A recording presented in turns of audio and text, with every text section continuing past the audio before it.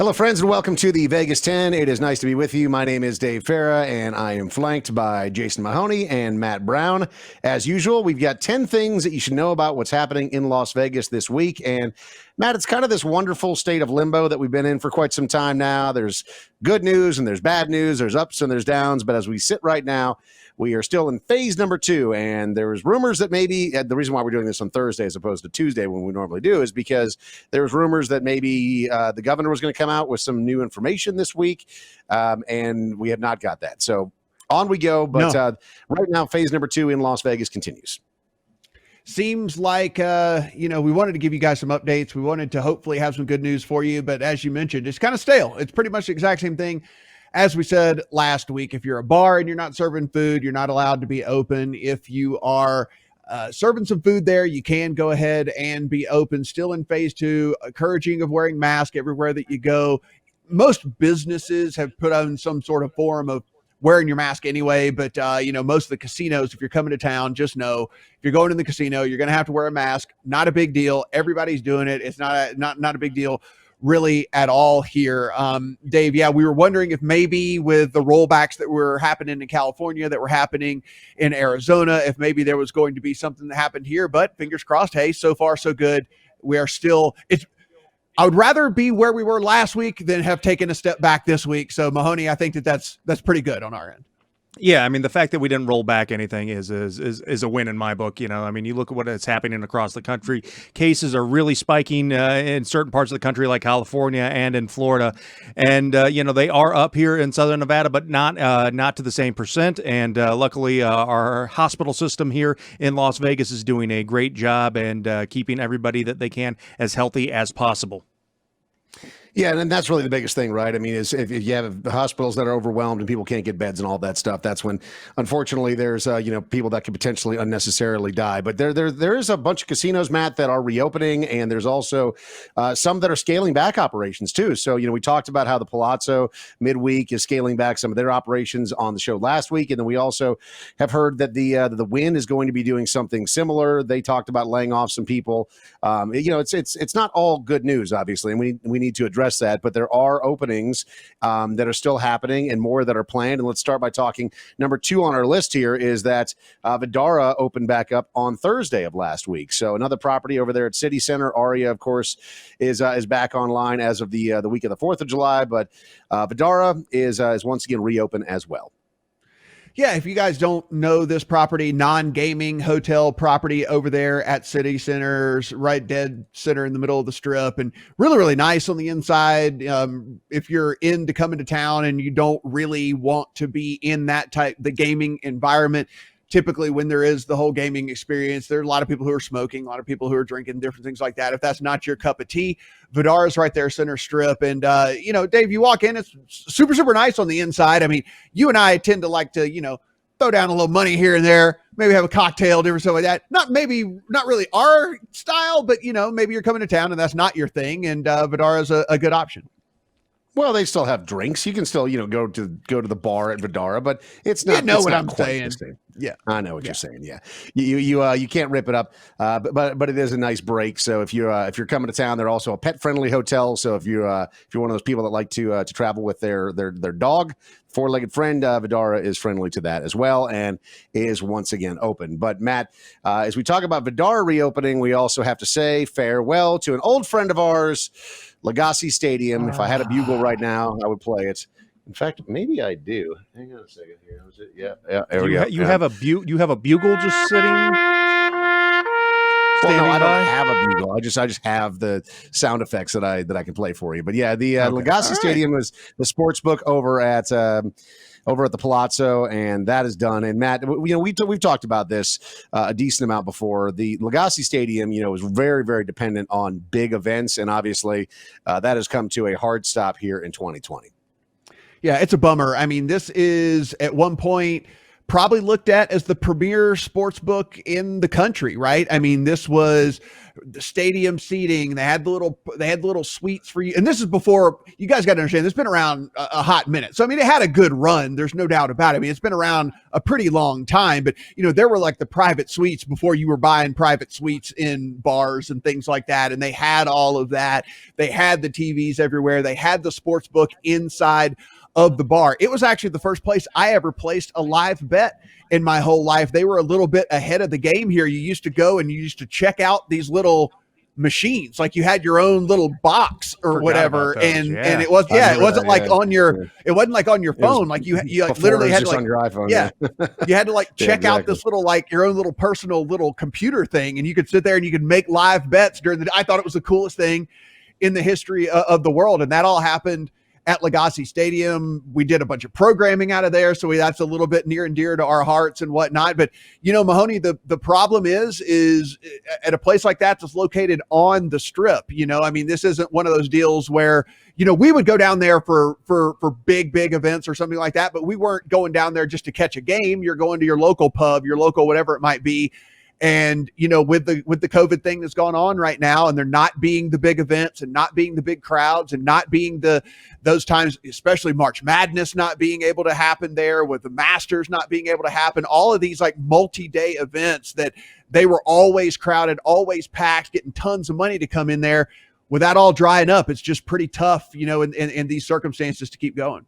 It was a tough location to begin with as well. I mean, being there at the Palazzo Venetian, kind of in the underground levels, it wasn't in, nobody was walking by Legacy Stadium randomly. You had to go down escalators or take the elevator down and then kind of find your way to the sportsbook there. And then once the Palazzo installed the sportsbook upstairs as well, I kind of felt like that was the beginning of the end for Legacy Stadium. What was it, 11 or 12 year run that they had there that was pretty amazing, and good times, great space for events. I'm curious to see what goes in there next, because that is a huge space. You can get a lot of things in there. So, and the Palazzo and the Venetian have been doing things right while all this craziness has been going on. So I'm curious to see the next tenant they get in there, and I have a feeling it'll probably be something big, because that is a premier space. And Dave, I think we should put this for our people who are watching that aren't locals, who are kind of from out of town, who are watching us here.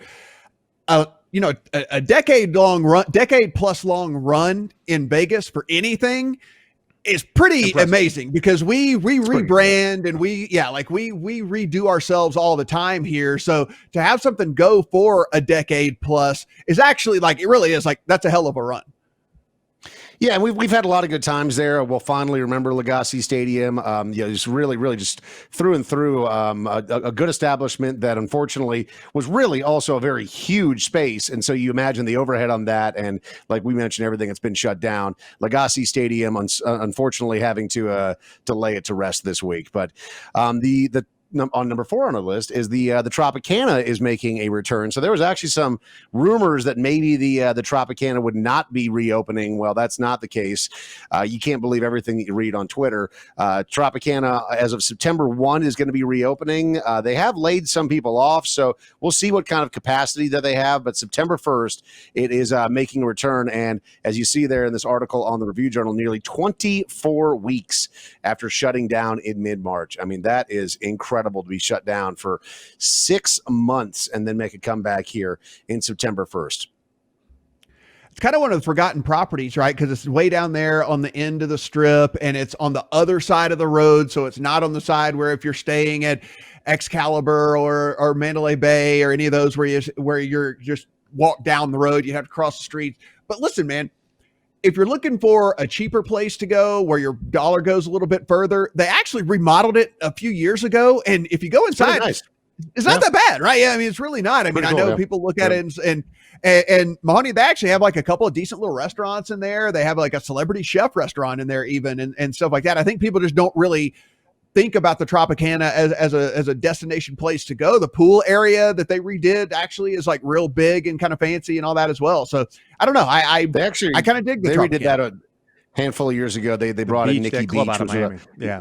Yeah. yeah, Nikki Beach, and so that they put a lot of money into it, and Nikki Beach ended up going away as it was branded, but obviously the renovations that they made to the pool remain. So yeah, Mahoney, we've been in the Tropicana a handful of times. It's always a good time. It definitely still feels like an older casino because the ceilings are lower than a lot of other and places. we're tall, and that especially if you're like staying in one of the hotel rooms there. But like you said, they did renovate it a few years ago. It's one of those ones, I'll admit, for me, I probably parked there more times than I've actually been inside of the Tropicana over the last 10 years. But if you are looking to see, again, it's one of what you're going to get. And the Tropicana and the Flamingo, those are two of the mainstays on the Las Vegas Strip that just will not go away. I don't think it would be the Strip without those two. So coming in at number 5, obviously, if you live here in Las Vegas or if you just have the weather app on your phone, then it has been very, very hot in Las Vegas. And Matt, I don't know if this is a personal thing that you put in here just because Mahoney and his affinity for Disneyland, but do not think this was randomly plucked out of the air here. I mean, I saw the story come across, and when I saw that there was Disney attached, I was like, we have the expert. Like, you and I don't even need to talk. We can just hand this over. Like, this is the perfect time. So it's the Dole Whip stuff that you get at Disney, and Matt, it's available here in Las Vegas, is what you're saying. Yeah, I mean, you pop it up here. It's I think like 6 different places if you want to go and find the where you can get all of the little Dole Whip stuff here. I guess it's like the Mahoney. It's like pineapple flavored like ice. Is that what it is? Well, it's not. The best part about a Dole Whip is that there is no dairy inside of a Dole Whip, so it is just pineapple and magic, as they say at Disneyland. So if you are like me, who is an annual pass holder to Disney, and unfortunately we have not been able to make it over there in months, there are quite a few places around the Las Vegas area that have these Dole Whips, and I can admit I've tried 2 of these. I've tried CJ's Italian Iced Custard, which is right over there, I believe, off of right across from Desert Breeze Park, and I've tried the one down here at Pineapple Park, and both of those are absolutely phenomenal. I believe there's an alcoholic one at Frank's Tiki Room as well. So if you are just nostalgia, or if you're jonesing for something that is Disney and you're looking for a way to cool down, and that's dairy free, which actually is very important for a lot of people. The Dole Whips here in Las Vegas can be found in adult and non-adult versions. Hey, as we're getting older, we should decrease on our dairy intake as it is anyway, guys. So I mean, like, maybe the Dole Whip needs to become a staple into our diets. Yeah, I feel like I'm getting more lactose intolerant the older that I get. It used to be plow through a tub of ice cream and I was fine, and now I'm like, I don't know, like man. half gallon of Bluebell. You were just like, all right, that's a warm up. Let's go. I'm ready to go. Just eat it with my hands. Yeah. So that's available for you. Something else that's available. Yeah, it's one of the properties that's opened back up is the Sahara, and Sahara is somewhere that actually before all this went down, this is a restaurant that we went to and then very thoroughly enjoyed. In fact, we kind of got scolded because we were going to a show at Sahara, and we went to the restaurant about 2 hours before the show, which is kind of like normal time to eat a nice dinner with we had our wives with us, and so we went in there to sit down and enjoy the meal, and they were like, oh, you only have 2 hours. You need to come in here when you have 4 hours. We're talking about bizarre meat at the Sahara. And I mean, this restaurant really is what we learned from our time in there is the experience really should be had over multiple hours. But the actual cuts of meat that they cook, it's a traditional steakhouse, but it's not traditional. A lot of the senses that the way that they cook it, they basically put it on like an open flame grill, but like 3 feet above where the actual flame is, Matt. And so they very slowly cook the meat. And I'll say that the menu was different than what you would anticipate at a normal place. Even the decor, as you can see, is a little bit different than what you'd find at a normal steakhouse. But it was fantastic. Everything through and through, from the appetizers to the main course, was very thoughtful and well done. Yeah, and we just passed that like smoke and drink there. They got these like, specialty cocktails as well that you can get, and they'll come over and make tableside for you. And if you're going to do it, just understand, as Dave said, it's going to be an experience, because we wanted to get a filet, but a filet you can't just get a single filet. You have to get a filet, and you're literally going to have to share it with 2 or 3 people because it comes in like this gigantic hunk. And they were like, "Oh, we don't have time to cook you that." Like literally, they're like, you don't have time for us to cook you what you want. And so we had to like go alternative as to what we were actually going to get on the menu. But Mahoney, it's one of those, again, it's another one of those steakhouses. And I think that's what we're trying to do with the show here is, yeah, there's always going to be the tried and trues and the cuts and the bavettes and the different things of the world and stuff like that. But when you don't really think to go to Bizarre Meat, but if you want a different type of experience when you're going to the restaurant and still getting super high quality meats and super high quality service and everything like that, I think Bizarre Meat kind of is kind of second tier when people think about that. It shouldn't be. It should be right up there in the top tier. Yeah, I mean, Jose Andres is, one of the best chefs in the entire world, and the fact that he has this restaurant here in Las Vegas at the Sahara is amazing. And, I mean, not only is he an amazing chef but he's also an amazing philanthropist as well. So I love when good food and good people are combined because, sometimes in the chef world, chefs can be dicks. Jose Andres is the absolute opposite of that. He's been one of the guys who's worked to feed tons of the people who are on the front line of the COVID battle and hungry children all across the world. So a great guy who makes some great food. And you're right, Matt. It's one of those restaurants that fly under the radar. But if you don't have a few hours or if you're on a time crunch, save it for another night. I would also recommend there's a tasting menu if you're going with a big group of people as well. Again, you're going to need time, right? But like there's a tasting menu where everybody just pays the same price and they just bring out basically everything that they cook. And it is just unreal, especially if you're a meat lover. Like you get to try just every single thing that's on the menu there. Would definitely do that. And the other thing to point out here, just as we're in the weird times right now with COVID and all that, they are on a limited limited time frame when they're open. I think they're only open 3 days a week right now. So just be sure and check whenever you want to go. I think it's weekend days as it is anyway, but not open every day of the week right now with the way that tourism is here, but they'll get back to normal hours before it's all said and done. But again, Dave, look, even with us not being able to get what we actually wanted to get because we didn't have time to get it, the steak that he recommended us to get, and he said, "Oh yeah, we can definitely have this cooked for you." That steak was next level too. So like we were literally like, okay, well, if they can do this, whenever we were like, we really want a filet, and he's like, "Yeah, we can't do a filet, but we can do this for you." It really does make you understand that the waiter literally just said, "Oh no, I'll bring you something you'll eat." And not only did we eat it, we loved it. Yeah, it's a perfect place to go. It's more expensive, obviously, but it's a perfect place to go if you want to go out to a dinner and say you don't have like show tickets or something, because it very much feels like an experience. But if you're coming to town and you go, okay, I want to go gamble after dinner, but I don't want to go to a show after dinner and then also go to dinner, that's just a little bit too much. This is the go to dinner, thoroughly enjoy that, and then you can roll right onto the casino floor and have yourself a good time. But it will cost you a little bit more because the experience is a premium.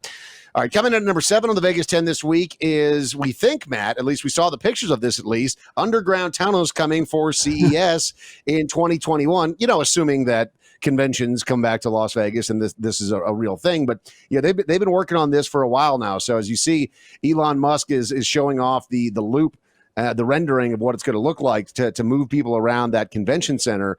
So, I mean, it's pretty high level stuff, obviously, what we're looking at here. But this is essentially an underground conveyor belt that runs just Teslas and will move people around depending on where they need to go.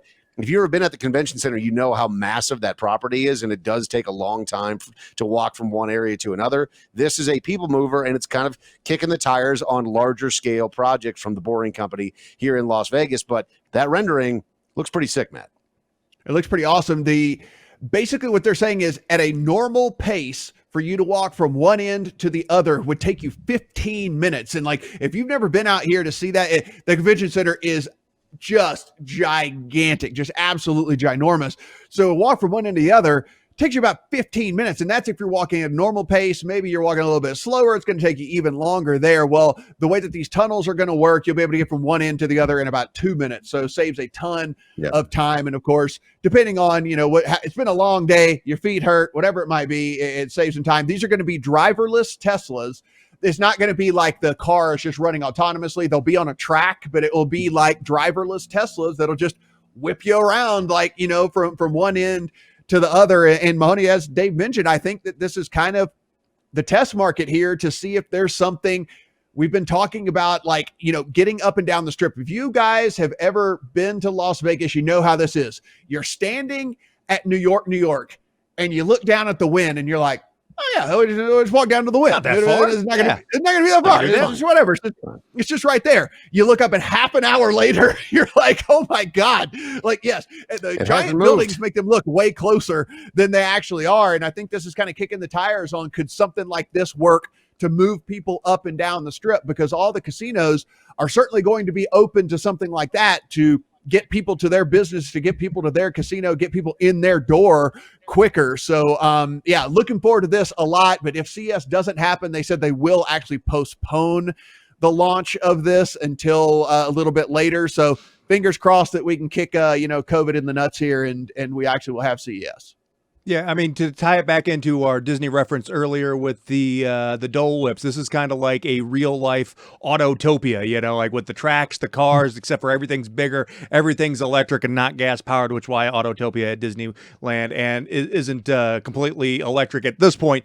A little bit surprising, but Teslas and tunnels that are going to ferry us to and fro. I love it. And I think you're right. I think Las Vegas could be one of the very first places in the United States to have a basically driverless transportation system down there. I mean, the Strip has done a lot of things and has been very innovative over the years. And we've seen the relationship that Elon Musk has with Nevada. Obviously, the Boring Company here with the tunnels. We see the Gigafactory up in northern Nevada as well. So, and his solar company has a large presence here in Las Vegas also. So, I mean, they've done a lot of work with him, and I think that could be something that absolutely revolutionizes the way that people interact down on the Strip, and for the better. Yeah, I mean, I understand Tracy the cab companies. Tracy, who's watching on Facebook, said Minority Report, LOL, which it does feel very futuristic, does it not? I mean, the way that it's going. I mean, there's the thought that this is the wave of the future, and maybe it is. And Matt, one of the things that they're talking about, if this works well, which, by the way, it does take some balls to launch something at the Consumer Electronics Show, where like every head of every major tech-based company is in Las Vegas that week, but. Yeah, worldwide. But so I'm sure they're going to have this dialed in and have it right for that, assuming that it's able to roll in January. But they're talking about making this, outside of the footprint of the convention center, where it actually runs potentially from the convention center over to Resorts World and Wynn and other places around the city, which frankly be really, really cool. And that takes us to number 8 on our list here. AEG has just signed a partnership with the new theater over at Resorts World. And Matt, while we've seen so many things get canceled and postponed and everything else, Resorts World still full steam ahead, and they're talking up this new 5,000 cap room that they're going to have at Resorts World. And obviously AEG, one of the biggest brands in the world when it comes to booking the different venues around the world. And so pretty good partnership here. I think it makes a lot of sense.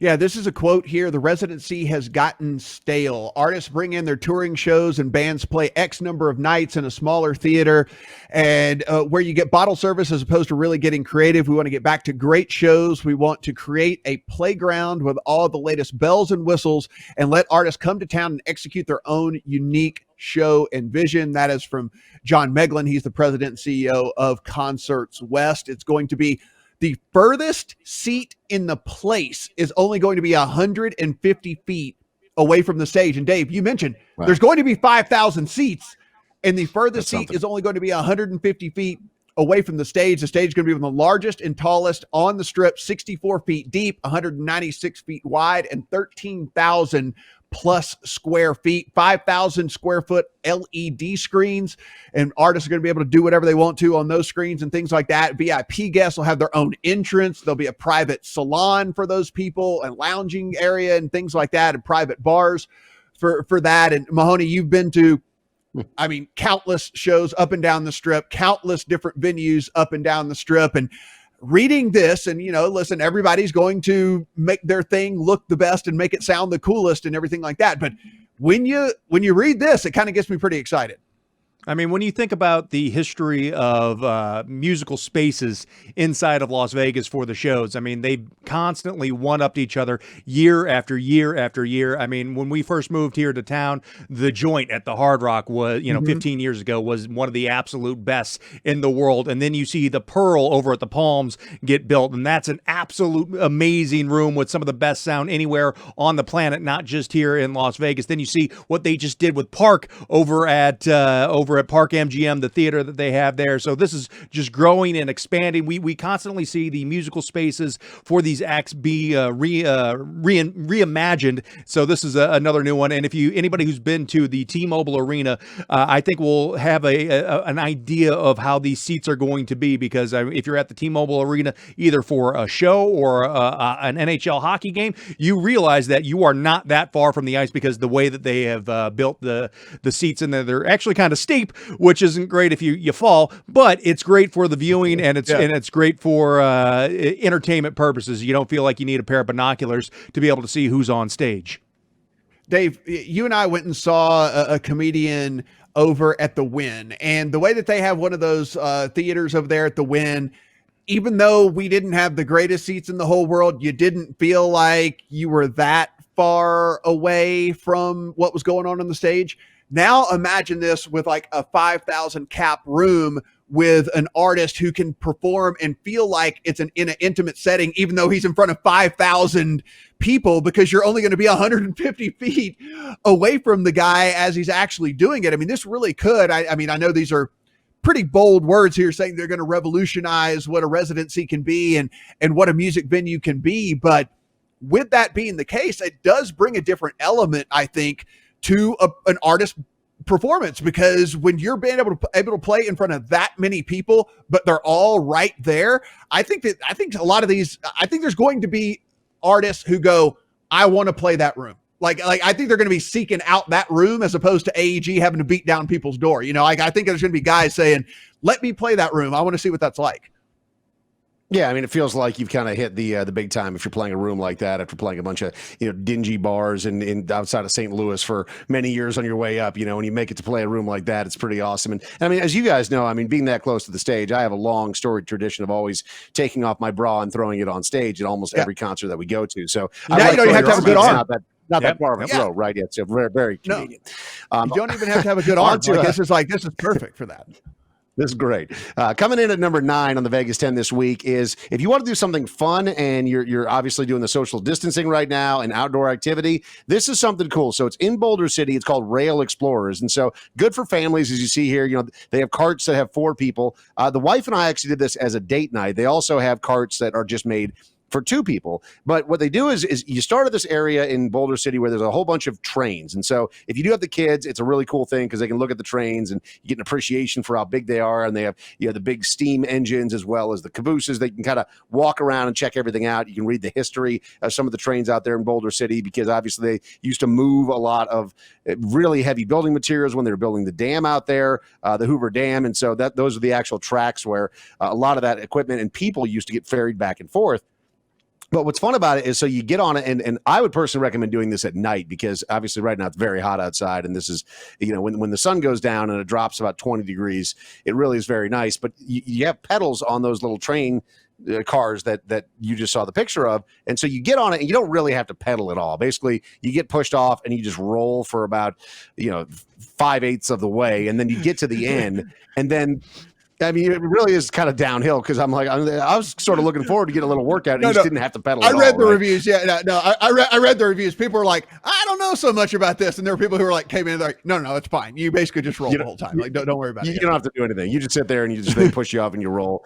And then at the end, you do have a little pedaling, right? But it's nothing that people can't handle. And so that's for about the last 5 minutes or so. And then you get to an area where you get off, and they have this little area where you sit down, and so it's all spread out, same thing. So socially distancing works. But what's cool is that there's a bunch of bistro lights and a bunch of chairs to sit in. You're allowed to bring a backpack or a bag or whatever, with a bottle of wine if you want to, or some drinks in it. And we did that, and then forgot wine? Can you bring a box of wine? We forgot the corks.